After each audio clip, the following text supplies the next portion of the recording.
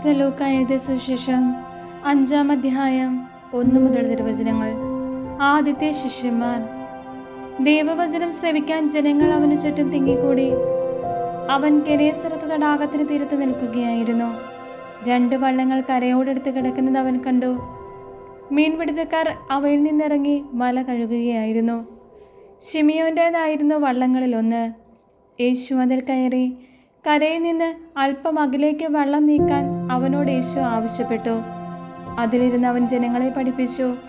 സംസാരിച്ചു തീർന്നപ്പോൾ അവൻ ശിമിയോനോട് പറഞ്ഞു, ആഴത്തിലേക്ക് നീക്കി മീൻ പിടിക്കാൻ വലയിറക്കുക. ശിമിയോൻ പറഞ്ഞു, ഗുരു, രാത്രി മുഴുവൻ അധ്വാനിച്ചിട്ട് ഞങ്ങൾക്കൊന്നും കിട്ടിയില്ല.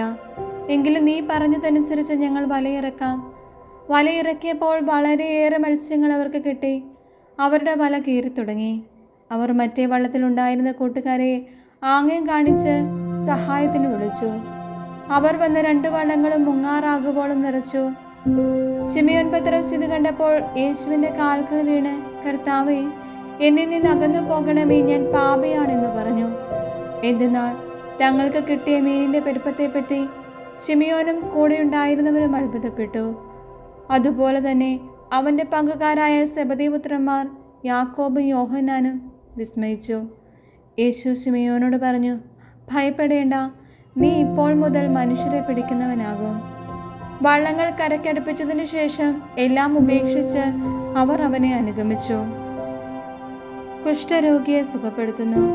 പിന്നീട് ഒരിക്കൽ യേശു പട്ടണത്തിൽ ആയിരിക്കുമ്പോൾ ഒരു കുഷ്ഠരോഗി വന്നവനെ കണ്ട് സാഷ്ടാംഗം വീണ് പ്രാർത്ഥിച്ചു, കർത്താവേ, അങ്ങേക്ക് മനസ്സുണ്ടെങ്കിൽ എന്നെ ശുദ്ധനാക്കാൻ കഴിയും. യേശു കൈനീട്ടി അവനെ തൊട്ടുകൊണ്ട് പറഞ്ഞു, എനിക്ക് മനസ്സുണ്ട്, നിനക്ക് ശുദ്ധി ഉണ്ടാകട്ടെ. തൽക്ഷണം കുഷ്ഠം അവനെ വിട്ടുമാറി. യേശു അവനോട് പറഞ്ഞു, ഇക്കാര്യം നീ ആരോടും പറയരുത്.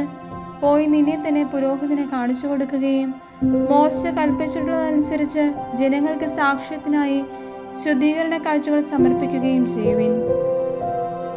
എന്നാൽ യേശുവിൻ്റെ കീർത്തി പൂർവാധികം വ്യാപിച്ചതേയുള്ളൂ. അവൻ്റെ വാക്കു കേൾക്കുന്നതിനും രോഗശാന്തി നേടുന്നതിനും വേണ്ടി വളരെ ആളുകൾ തിങ്ങിക്കൂടി. അവനാകട്ടെ വിജനപ്രദേശങ്ങളിലേക്ക് പിൻവാങ്ങി അവിടെ പ്രാർത്ഥിച്ചു കൊണ്ടിരുന്നു. തളർവാദ രോഗിയെ സുഖപ്പെടുത്തുന്നു. ഒരു ദിവസം യേശു പഠിപ്പിച്ചുകൊണ്ടിരിക്കുമ്പോൾ ഗലീലിലെ എല്ലാ ഗ്രാമങ്ങളിൽ നിന്നും യൂദയായിൽ നിന്നും ജെറുസലേമിൽ നിന്നും ഫരിസേയരും നിയമാധ്യാപകരും അവിടെ വന്നുകൂടി. രോഗികളെ സുഖപ്പെടുത്താൻ കർത്താവിൻ്റെ ശക്തി അവനിലുണ്ടായിരുന്നു. അപ്പോൾ ചിലർ ഒരു തളർവാദ രോഗിയെ കിടക്കയിൽ എടുത്തു കൊണ്ടുവന്നു. അവർ അവനെ അകത്ത് യേശുവിൻ്റെ മുൻപിൽ കൊണ്ടുവരാൻ പരിശ്രമിച്ചു. ജനക്കൂട്ട നിമിത്തം അത് സാധിക്കാത്തതുകൊണ്ട് അവർ പുരമുകളിൽ കയറി ഓടിയിടക്കി കിടക്കയോടെ അവനെ യേശുവിൻ്റെ മുമ്പിലേക്ക് ഇറക്കി.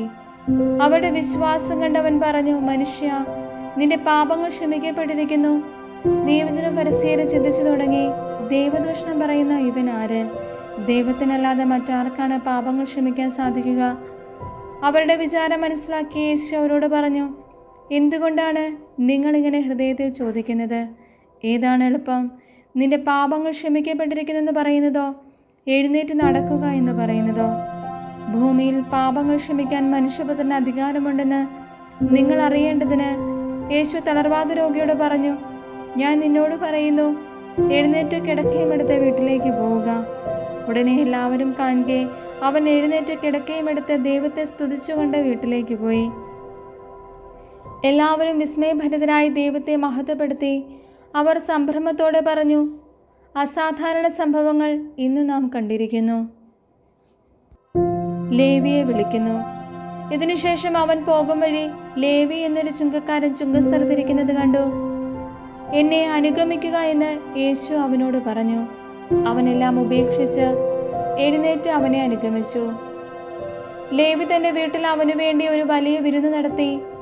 ചുങ്കക്കാരുടെയും മറ്റുള്ളവരുടെയും ഒരു വലിയ ഗണം അവരോടൊപ്പം ഭക്ഷണത്തിനിരുന്നു.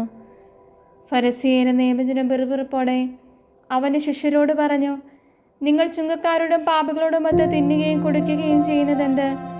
യേശു അവരോട് പറഞ്ഞു, ആരോഗ്യമുള്ളവർക്കല്ല, രോഗികൾക്കാണ് വൈദ്യനെ ആവശ്യം. ഞാൻ വന്നിരിക്കുന്നത് നീതിമാന്മാരെ വിളിക്കാനല്ല, പാപികളെ പശ്ചാത്താപത്തിലേക്ക് ക്ഷണിക്കാനാണ്. ഉപവാസത്തെ സംബന്ധിച്ച തർക്കം.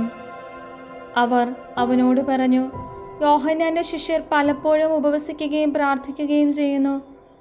ഫരിസേയരുടെ ശിഷ്യരും അങ്ങനെ തന്നെ. എന്നാൽ നിന്റെ ശിഷ്യർ തിന്നു കുടിച്ച് നടക്കുന്നു.